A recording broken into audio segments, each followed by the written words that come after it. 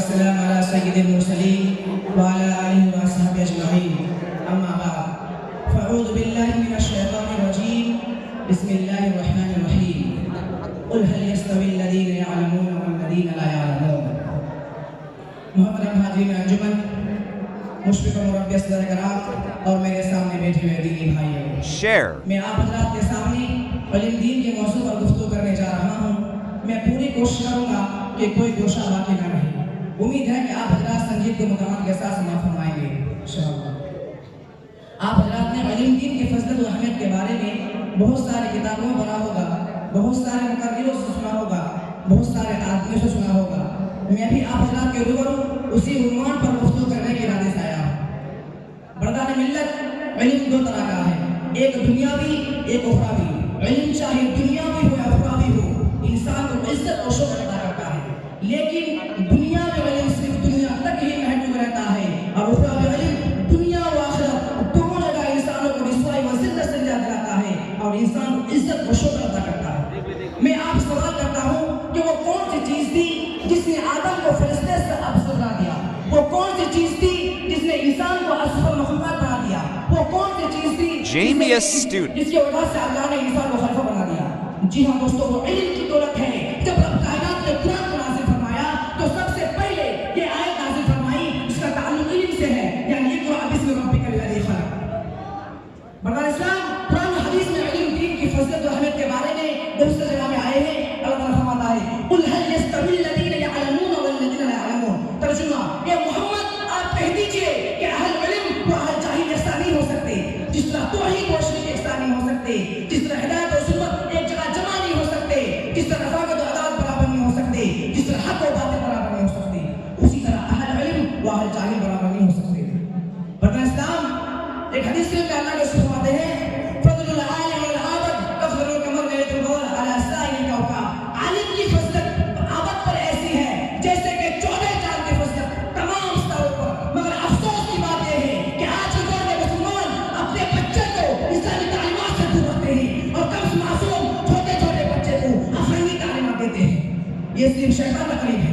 وہ شیطان مردود جس نے حدی کر دیا کہ نبی آدم کو جہنم پہنچایا گیا. وہ شیطان جو ہمارے دین و اسلام کا دشمن ہے، وہ شیطان جو ہمارے معاشرت کا دشمن، وہ شیطان جو ہمارے تہذیب و قوم کا دشمن. یہ شیطان ہمارا اصلی دشمن ہے. اپنی خوبصورت اور رنگی جان میں پھنسا کر ہمیں اسلامی تعلیمات سے دور کرنا چاہتا ہے. یاد رکھے، اگر اپنے بچے کے خیر خواہ ہے تو انہیں عالم دین بنائے. اس لیے کہ حضور صلی اللہ علیہ وسلم نے فرمایا یستغفر العالم ما فی السماوات والارض. زمین و آسمان میں جتنے بھی چیزیں ہیں سب عالم کے لیے مغفرت کی دعا کرتے ہیں. عالم کے لیے فرشتے بھی مغفرت کی دعا کرتے ہیں. عالم کے لیے جنات بھی دعا کرتے ہیں. عالم کے لیے کیڑے مکوڑے بھی دعا کرتے ہیں. عالم کے لیے سمندر کی مچھلیاں بھی دعا کرتی ہیں. عالم کے لیے زمین و آسمان بھی دعا کرتے ہیں.